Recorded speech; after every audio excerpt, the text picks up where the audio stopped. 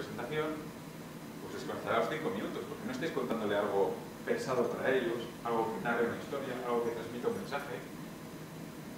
Lanzáis ahí un puñado de diapositivas como una baraja de naipes y ya está, os quedáis tranquilos. Pues no.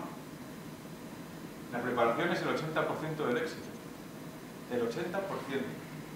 Es no, mentira. Lo importante son las diapositivas, que queden bonitas. Pues no, porque imagínate ese gordo. ¿Qué pasa si se os rompe el proyector? Si se os rompe el PC. Tenéis una corrupción de datos en el disco duro o alguna de estos misterios de la informática. ¿Podríais contar lo mismo sin unas diapositivas?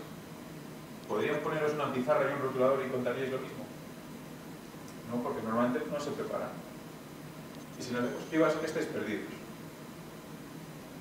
Y si os hacen alguna pregunta, pero que no estén las diapositivas, uno empieza a sudar, se pone nervioso y suelta lo primero que se le ocurre.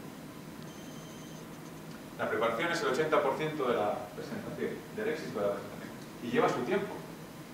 No podemos hacer presentaciones de un día para otro. ¿Para quién es la presentación? ¿La voy a exponer yo? ¿La va a exponer el que me ha llamado? Vamos a trabajar juntos si no la voy a exponer yo. Cuéntame lo que quieres decir, quién es la audiencia, cuánto tiempo tienes, nos juntamos en una sala de reuniones y la preparamos juntos. Y así cuando vayas a exponer, la tienes preparada.